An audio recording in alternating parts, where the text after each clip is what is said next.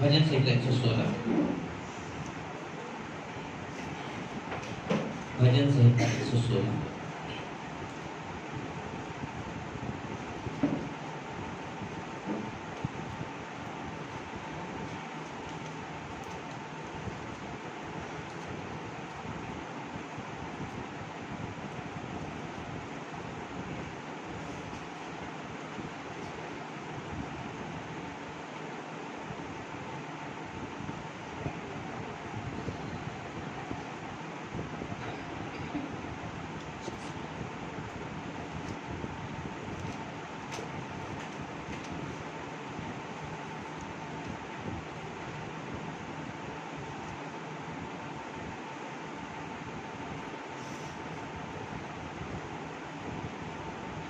भजन संहिता 116 पहला से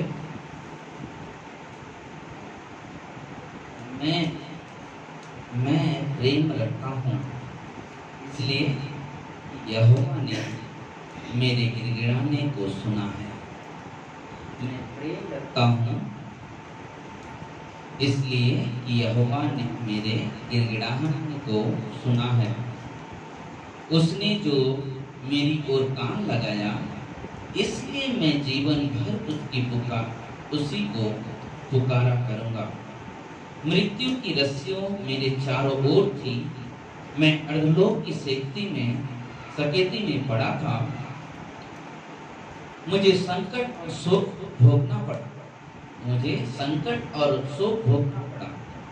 तब मैंने यहोवा से प्रार्थना की, हे यहोवा,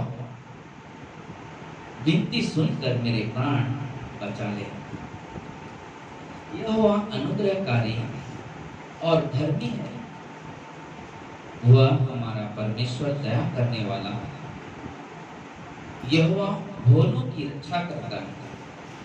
जब मैं बलहीन हो गया था, उसने मेरा उद्धार किया। हे मेरे प्राण, तू क्यों विश्राम स्थान में लौट आ? हे मेरे प्राण, तू अपने विश्राम स्थान में लौट आ। क्योंकि यहोवा ने तेरा उपकार किया है, यहोवा ने तेरा उपकार किया है। तूने तो मेरे प्राण को मृत्यु से, मेरी आँख को आंसू बहाने से और मेरे पाँव को ठोकर खाने से बचाया है। मैं जीवित रहते हुए यहोवा के सामने जानकर नित चलाया रहूंगा। मैं जो ऐसा कहा है, इसे विश्वास की कसौटी पर कसकर कहा है। मैं तो बहुत ही दुखी हूँ। मैंने उतावली से कहा, सब मनुष्य झूठे हैं। यहोवा ने मेरे जितने उपकार किए हैं, उनका बदला मैं उसको क्या दूं? मैं उद्धार का कटोरा उठाकर यहोवा से प्रार्थना करूंगा। मैं यहोवा के लिए अपनी मन्नतें सर्वोच्च दृष्टि में प्रकट रूप से उसकी सारी प्रजा के सामने पूरी करूंगा। मुख्य वचन, यहोवा के भक्तों की मृत्यु उसकी दृष्टि में अनमोल है। यहोवा के भक्तों की मृत्यु उसकी दृष्टि में अनमोल है। हे यहोवा सुन, मैं तेरा दास हूं। मैं तेरा दास और तेरी दासी का पुत्र हूं। तूने मेरे बंधन खोल दिए हैं। मैं तुझको धन्यवाद का बलिदान चढ़ाऊंगा और यहोवा से प्रार्थना करूंगा। मैं यहोवा के लिए अपनी मन्नतें प्रकट में उसकी सारी प्रजा के सामने यहोवा के भवन के आंगनों में हे यरूशलेम तेरे भीतरी पूरी करूंगा। यहाँ की स्तुति करूंगा। यहाँ पे प्रार्थना करने पहले हम लोग प्रिय परमेश्वर को धन्यवाद देते हैं। सारा महिमा सारा गौरव आपको देते हैं परमेश्वर। आपकी स्तुति करते हैं राजा, आपकी बड़ाई करते हैं। धन्यवाद आज इस दिन के लिए कि प्रभु आपने सुबह से लेकर अभी तक संभाला और आप जानते हो प्रभु जी, हम सभी के जीवन में आपने ही काम किया है प्रभु जी। इसलिए प्रभु आपको कोटि कोटि धन्यवाद देते हैं। सारा आदर, सारा महिमा, सारा गौरव आपको देते हैं प्रभु यीशु के नाम से, आमीन। यहाँ पे जब इस लेखक ने जब लिखा, सबसे पहला चीज तो क्या था, उसका कहने का मतलब कि जब परमेश्वर ने मौत से मुझे बचाया है, परमेश्वर ने मुझे मौत से बचाया, इसलिए मैं परमेश्वर का धन्यवाद करता हूँ। जब दाऊद राजा लिखता ये बात कहता है, और जब वो लिखता है तो अपने प्रेम के विषय में बात करता है, दोहराता है कि मैं कितना प्रेम करता हूँ अपने परमेश्वर से। हाँ, उसके प्रेम की वजह से आज मैं उसकी बड़ाई करता हूँ, उसकी प्रशंसा करता हूँ। 1 और 2 में ये बात कहता है। 3-4 में उसने अपने पिछले जो दुख में जैसे जीवन जी रहा था, जो उसके ऊपर जो दुख आए थे उसका वर्णन कर, उसकी बात कर रहा है कि मेरे पास कितने दुख थे, मैं कितनी तकलीफों में था। 5 से 11 में अपने छुटकारे का वर्णन करता कि ना मुझे छुटकारा मिला मेरे परमेश्वर से। हाँ, और उस पर वो ध्यान करता है कि परमेश्वर ने मुझे छुटकारा दिया है और इसलिए मैं अपने परमेश्वर की तरफ अपना ध्यान रखता हूँ। और क्या कहता है 12 से 19 में छुटकारे के कारण परमेश्वर की आराधना करने लगा। छुटकारे की वजह से क्या किया?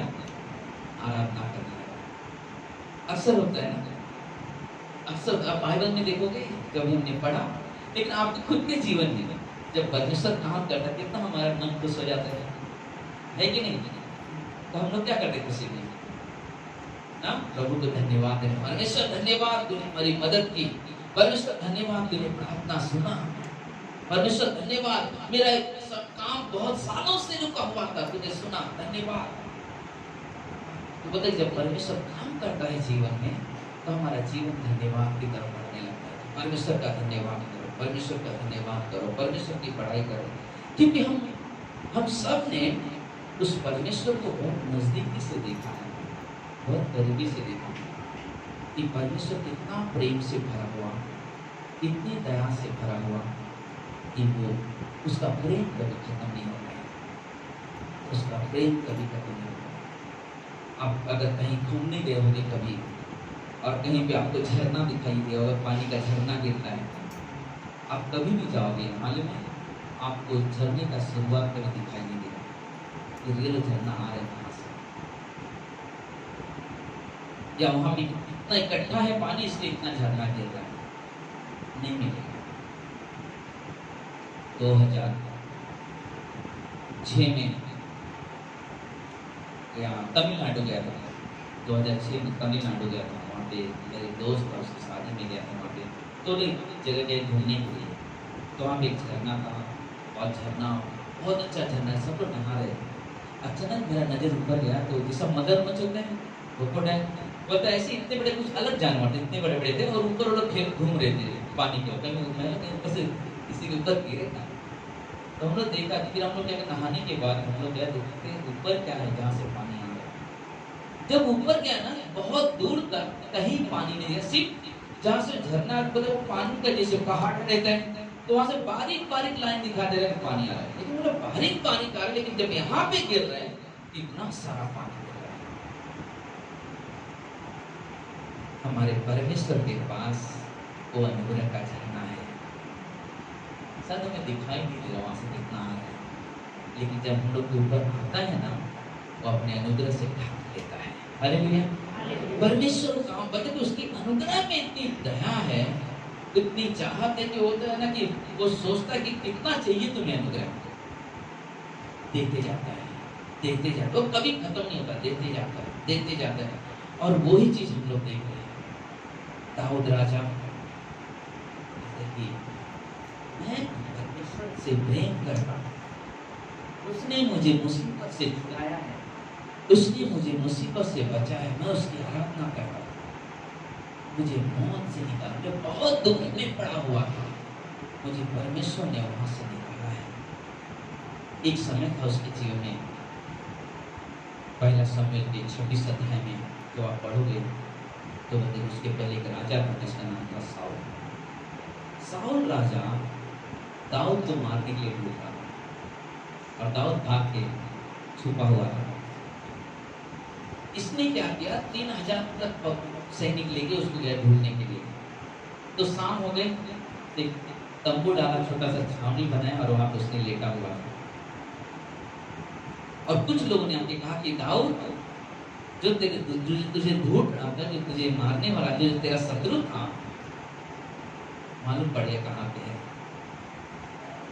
और वो आता है वहां पे और इतनी गहरी नींद में सोया हुआ है कि वो इससे सोया पड़ा हुआ है। और दाऊद वहां पे आता, उसका भाला वहां पे है और दाऊद देखते बोले सब ले लो इकट्ठा कर, और वो सब लेके उसका पहाड़ पे जाके जोर जोर से आवाज दे रहा है। क्या करता देखते हैं थोड़ा सा, फिर हम लोग वचन में जाए।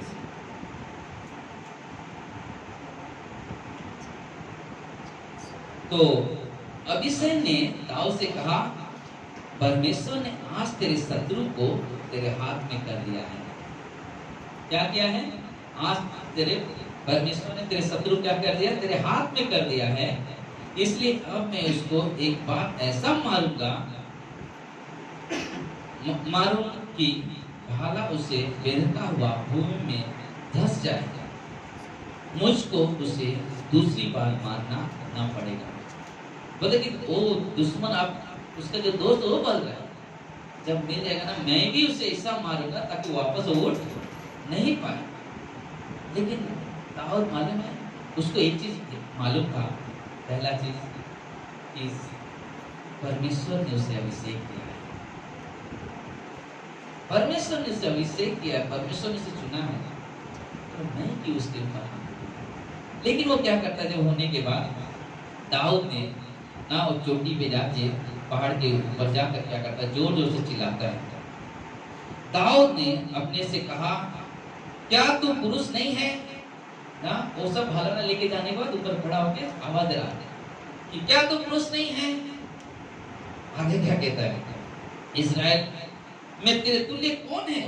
तूने अपने स्वामी राजा की चौकसी क्यों नहीं कर सकी? तू तो वहां संभाल रहा था, राजा की देखभाल कर रहा था, तू क्यों नहीं संभाला राजा को? जो काम तूने किया वह अच्छा नहीं। यहोवा ने जीवन की शपथ तुम लोगों को मार जाने के योग्य हो, क्योंकि तुमने अपने स्वामी यहोवा के अभिषेक की चौकसी नहीं कर पाए। अब बताओ, और जो दुश्मन मारने वाला उसको, उसके दास को बोला, जो उसका सेवक उसको बोला कि तुम लोग ऐसा काम किया, अपने दास, अपने राजा का तुम रक्षा नहीं कर सकते, तुम लोग ने ऐसा काम किया, तुम्हें मार देना चाहिए, मार देना चाहिए। साउल क्या किया? तब साउल ने दाऊद को बोल कर पहचान कर कहा, हे मेरे बेटे दाऊद, क्या यह तेरा बोल नहीं, यानी कि ये तेरी आवाज नहीं है? दाऊद ने कहा, हाँ मेरे प्रभु राजा, मेरा ही बोल है। फिर उसने कहा, मेरा प्रभु अपने दास का पीछा क्यों करता है? मैंने क्या किया है और मुझसे कौन सी बुराई हुई है?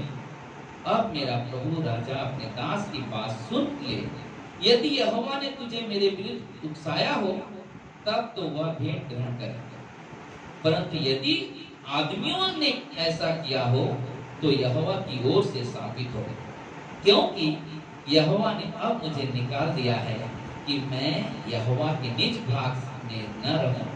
और उन्होंने कहा, पर जा पराए देवताओं की उपासना कर। इसलिए अब मेरा लहू यहोवा की आंख की ओट में भूमि पर न बहने पाए।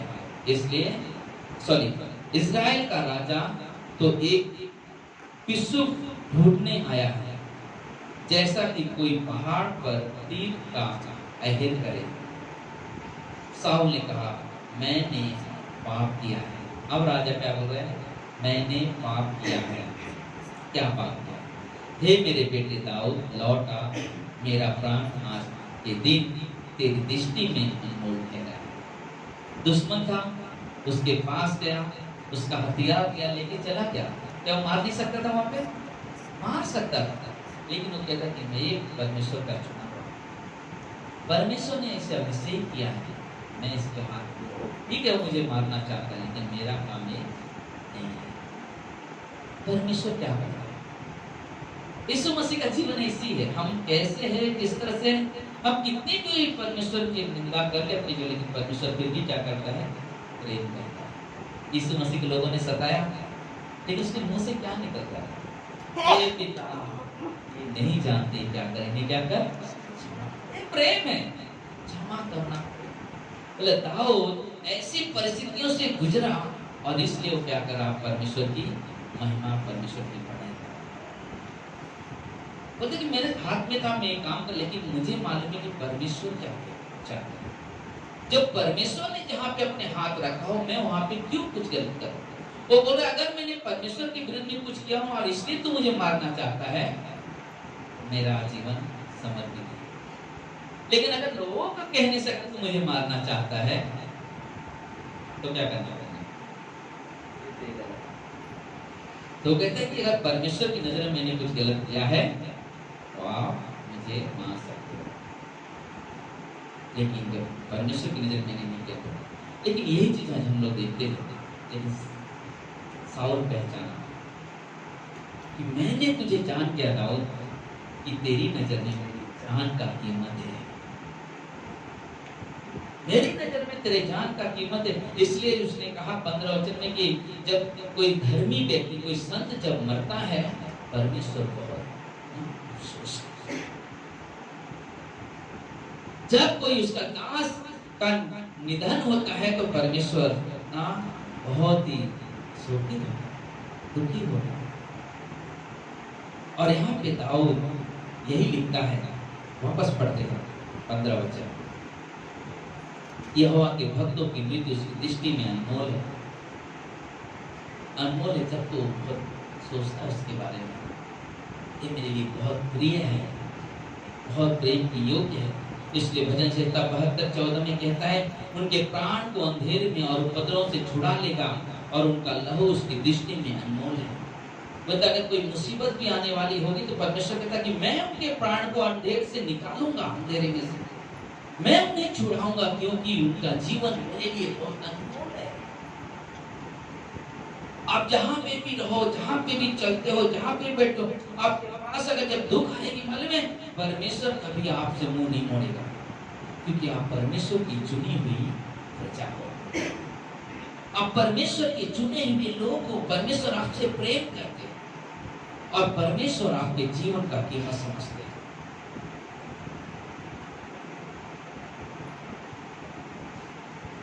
क्योंकि दाऊद जब पढ़ाई करता है वो बचपन से परमेश्वर की आराधना करता था, बचपन से। मतलब उसका पिताजी ने उसके एक ही काम सौंपा था जब वो छोटा था, जब से तो घर का भेड़ बकरी नहीं चलाएगा।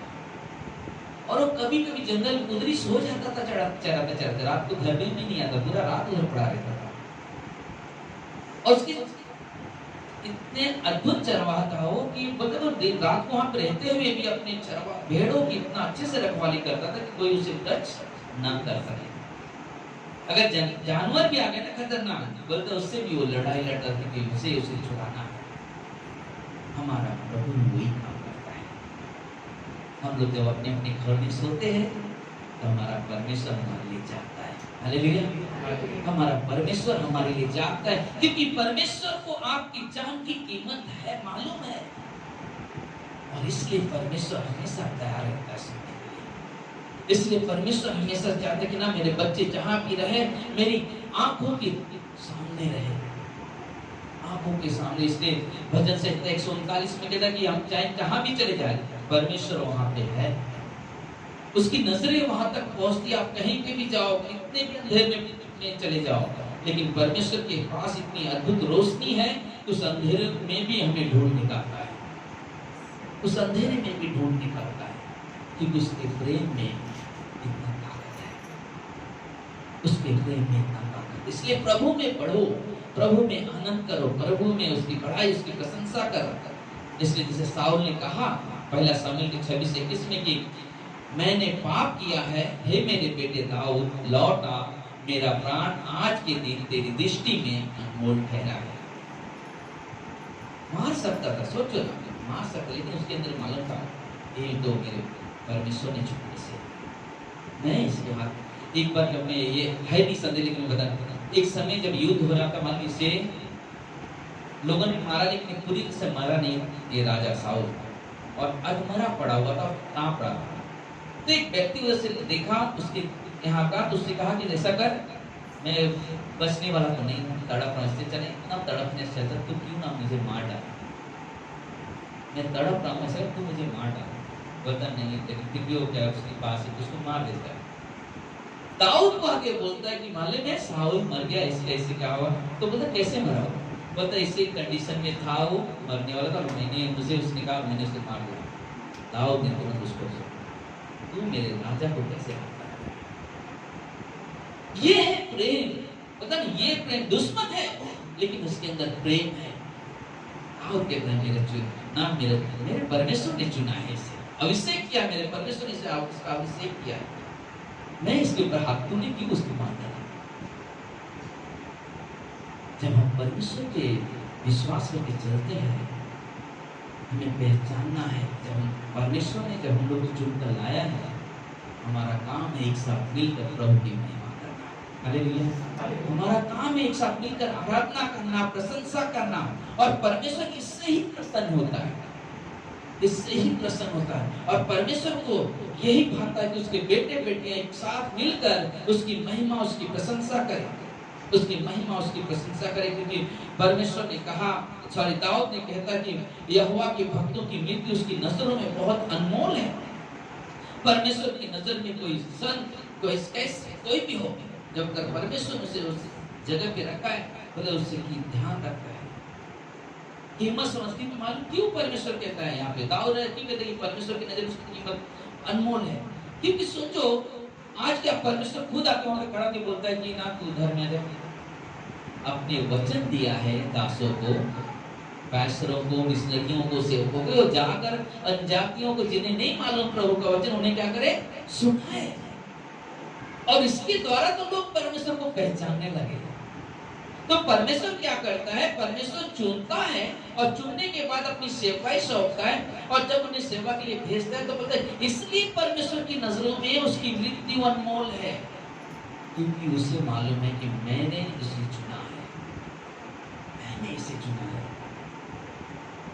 जब हम लोग अगर सोचेंगे ना कि मैं चुन लिया हूँ इसलिए मैं यहाँ मानपुर में हूँ, बोला कभी कामयाबी नहीं मिलेगी। क्योंकि हम कौन कैसे चुन सकते हैं? हमारा चुनाव कैसे? हमारा चुनाव धन में होगा, दौलत में कितना ज्यादा पगार मिलेगा, कितना ज्यादा पैसा आएगा, ये तो बहुत छोटा कलिस है। यहाँ का ऑफरिंग बहुत कम आता है। परमेश्वर की चुनाव है। परमेश्वर की चुनाव में धन नहीं, इंसान का जीवन कीमत है। हालेलुया। इंसान के जीवन का कीमत है, इंसान की सेवा की कीमत है। अब सेवा की तरफ ध्यान दो, इंसान की तरफ और धन की तरफ नहीं। इंसान की सेवा, जो सेवा परमेश्वर ने सौंपा है, उस तरफ ध्यान दो। और वो हमारे लिए बहुत जरूरी है, वो हमारे लिए बहुत जरूरी है। इसलिए यहाँ पे कहता है कि 17 से 19 में कहता है क्या, 116 का,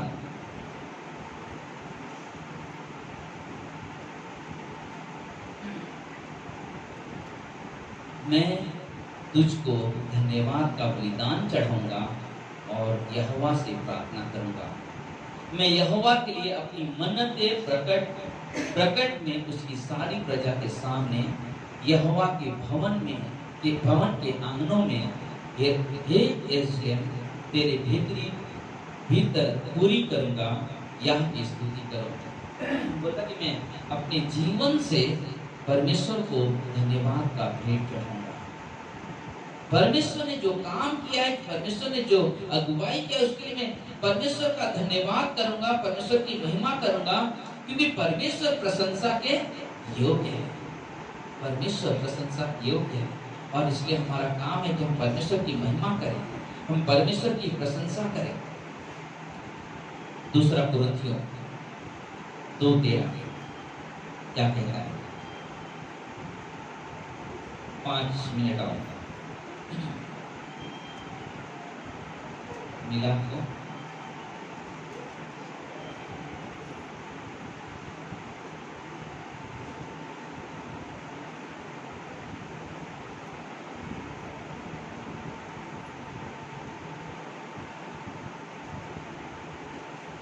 इसलिए कि हमने में वही विश्वास की आत्मा है।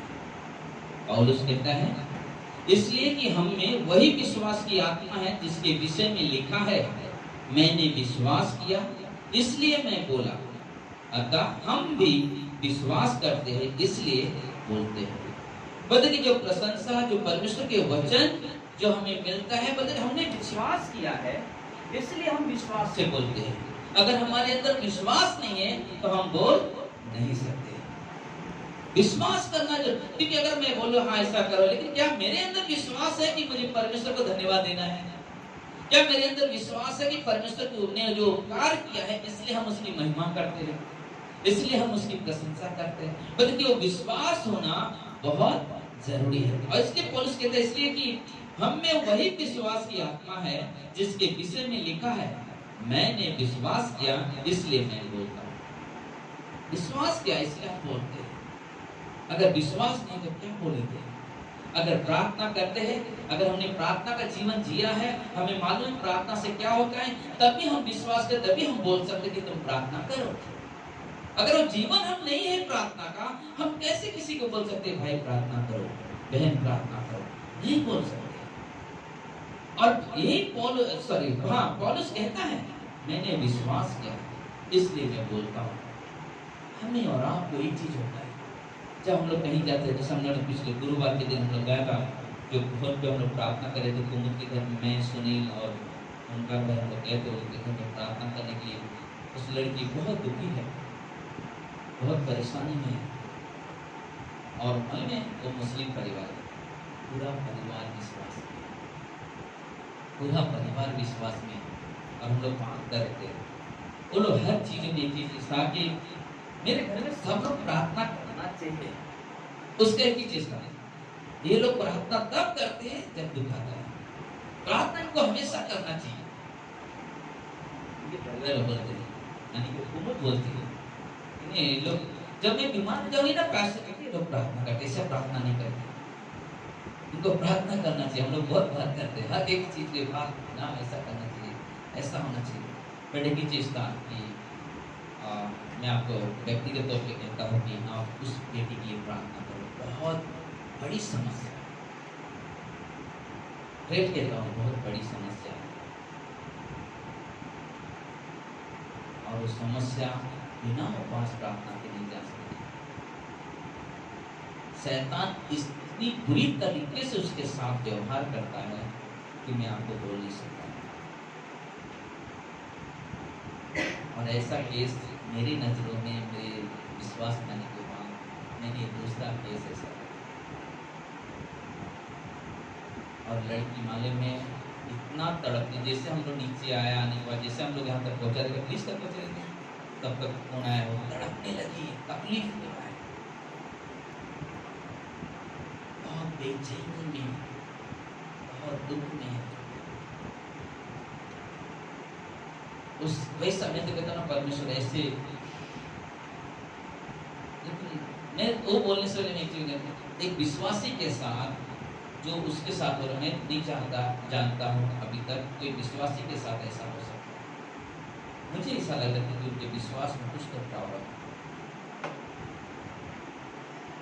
ऊपर से दुख दे सकता है शैतान ना, सताव देना सब कर सकता है,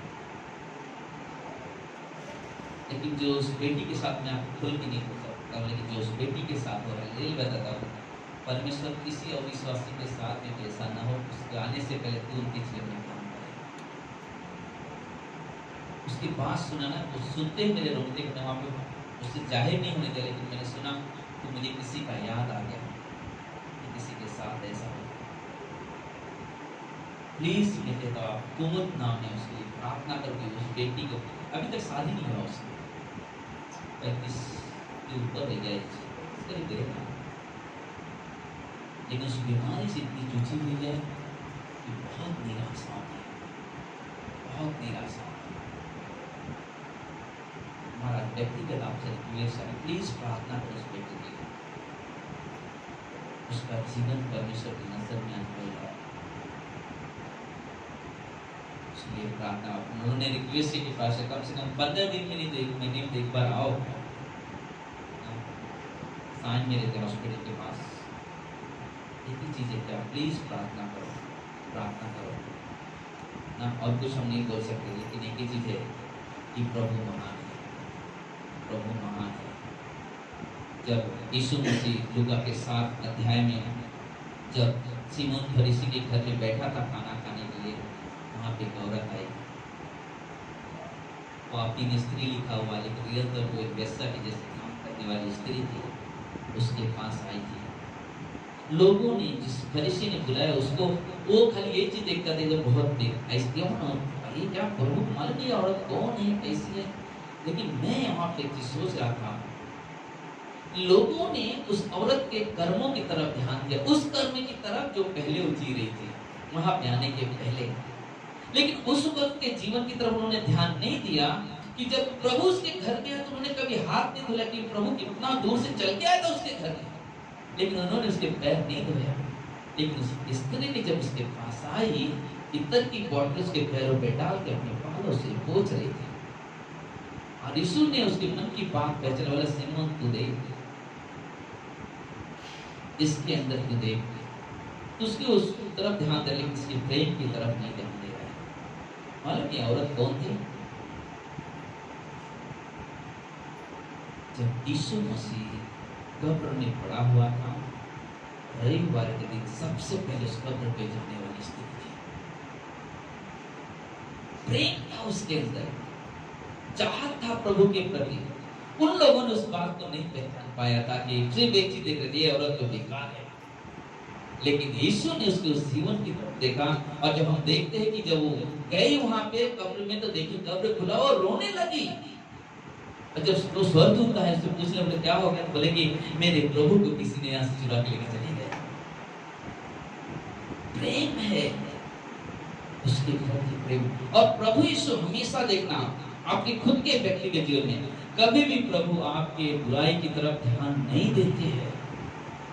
प्रभु आपके जीवन से प्रेम करते हैं, वो आपके जीवन को एक नई राह दिखाना चाहते हैं, आपके जीवन में अपने अपने प्रेम को डालना चाहते हैं, आपके जीवन में वो प्रेम उत्पन्न करना चाहते हैं, ताकि दुश्मन से भी प्रेम करना सीख सके। जैसे हमने दाऊद को देखा, दाऊद को ऐसी नहीं आ गया प्रेम करने लगा साउल से, नहीं, उसने परमेश्वर को नजदीकी से जानता था, वो परमेश्वर से प्रेम करता था, इसलिए उसने कहा कि मैं परमेश्वर के अभिषेक के ऊपर हाथ नहीं डाल सकता। इसलिए आप किसी भी परिस्थिति में हो, किसी भी हालात में, किसी भी समय में, बहुत कम समय बचा। एक इंसान कितना साल जिंदा होता है? कोई बोल सकता जिंदा रहता है, होता नहीं रहता है, कोई बोल सकता है कुछ तो है, देखा है क्या? फिर भी 80-80 तक। और कोई बोलो ना, अरे मैं थोड़ी लिख के जाने वाला हूँ। अरे बोलो कितना साल तक इंसान जिंदा रहता है? 40। आपका उम्र क्या? 60, 70, 80, 70, 75, 80, 90, 100, कोई हो जाता है। लेकिन सोचो, मैं आपसे एक सवाल पूछता हूँ, उम्र कितना है? 45। तुम्हारा? आपका 52। एक छोटा सा एग्जाम्पल बता रहा हूँ, ध्यान देना। उम्र का कितना उम्र है? 1980 का है? नहीं, उम्र साल कितना हो गया? अच्छा, 40 साल, ठीक है। सोचो, यहाँ पे खत्म हो जाएगा सर, ठीक है। सोचो अगर हमारी उम्र 60 साल है, 30 साल है और 80 साल है, अगर सोचो 50 साल का हो गया या 40 साल का होगा, तो कितना उम्र बचा हमें मेरे पास जीवन जीने के लिए? 10 साल, 60, 30 साल, 20 साल, ठीक है। अगर हमें मालूम है कि हमारा उम्र इतना ही हो सकता है, तो मुझे उस समय में ऐसा जीवन जीना चाहिए परमेश्वर के साथ। इसके बारे में विचार करना, तो आपको आशीष दे। आइए हम प्रार्थना करें। ये परमेश्वर भविष्य में धन्यवाद देते हैं, सारा आदर, सारा महिमा, सारा गौरव आप देते हैं। मेरे परमेश्वर आपकी स्तुति करते हैं प्रभु जी, आपकी बड़ाई करते हैं प्रभु। आप महान परमेश्वर हो, अद्भुत परमेश्वर हो प्रभु जी, दयालु परमेश्वर हो। आपके जैसा कोई नहीं प्रभु जी, आपके जैसा कोई नहीं परमेश्वर। धन्यवाद देते हैं, धन्यवाद आपके प्रेम के लिए, आपकी दया के लिए। अगर परमेश्वर हमारे पास अगर 20 साल जीवन जीने के लिए और बचा है, या 30 साल बचा है, या 15 साल, या 40 साल, या 50 साल, तो प्रभु क्यों न हम वो जीवन जिए जिससे आपके महिमा में पूरी तरह से लवलीन हो जाए। मेरे यीशु, हमारी प्रार्थना है परमेश्वर, ये जीवन वापस नहीं मिलने वाला, हम विश्वास करते हैं। ये जीवन जितना दिन तक जीवित है वही जीवन है, उसके बाद हम विश्वासियों को प्रभु यीशु के पास जाना है और अविश्वासियों को नरक में। फिर मेरे पिता, हमारी प्रार्थना है प्रभु जी, यहाँ जितने भी लोग हैं प्रभु जी, हमारा मन प्रभु तुझसे दूर ना हो, मेरे राजा दूर ना हो प्रभु। अगर हम इतना साल जीवित रहने वाले हैं, क्यों ना हम इस जीवन को तेरी महिमा के लिए गुजार दें, क्यों ना इस जीवन को तेरी प्रशंसा के लिए गुजार दें, क्योंकि प्रभु तू आने वाला है। कभी कभी इंसान बोल नहीं सकते कब किसकी मौत आ जाए,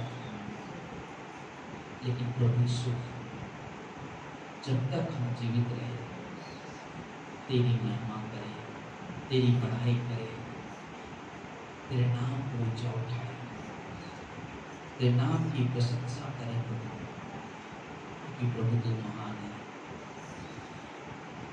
तू अद्भुत परमेश्वर है, दयालु परमेश्वर है। हम सब तेरी महिमा करते हैं, तेरी बड़ाई करते हैं मेरे प्रभु। प्लीज परमेश्वर, जहाँ भी हम कमजोर हैं उस कमजोरी को निकाल परमेश्वर, अपनी सब ताकत अपने बल से भर दे मेरे प्रभु, और अपनी महिमा के काम कर परमेश्वर। धन्यवाद। इस समय प्रार्थना करते हैं खास करके सभी ताकतों के लिए परमेश्वर। प्रभु तेरी बनाई हुई जोड़ी है परमेश्वर, तूने जोड़ा है परमेश्वर, अब तूने ही निर्णय किया है उस समय प्रभु परमेश्वर बेटे बेटियों को अपने हाथों से संभालना प्रभु, हर जरूरत प्रभु जी करने वाली सब कुछ पूरा हो प्रभु। वो ऐसा कानून आ जाए परमेश्वर कि हम सब इकट्ठा हो सके उस शादी में प्रभु जी। ये हमारी प्रार्थना है परमेश्वर, मदद कर परमेश्वर, सहायता कर परमेश्वर। धन्यवाद देते हैं मेरे प्रभु, धन्यवाद देते हैं मेरे परमेश्वर। आपकी स्तुति करते हैं, आपकी प्रशंसा करते हैं, आपकी बढ़ाई मुझे और है हमारे कलीसिया में। उन सभी के लिए भी प्रभु की प्रार्थना करते हैं कि प्रभु आने वाले दिनों में उनके लिए भी प्रभु जी अच्छी दुल्हन मिले, अच्छा दुल्हन मिले परमेश्वर। तेरे समय के सारे कार्य हो प्रभु, कोई भी बेटा कोई भी बेटी की ना परमेश्वर, तेरे अनुग्रह से उनके रिश्ते आए प्रभु जी, तेरे अनुग्रह से उनके साथ वो संबंध बने प्रभु जी जो तू बनाता है। प्रार्थना है प्रभु आपसे, हमारी विनती है प्रभु यीशु के नाम से, आमीन। आइए हम लोग आगे बढ़ें।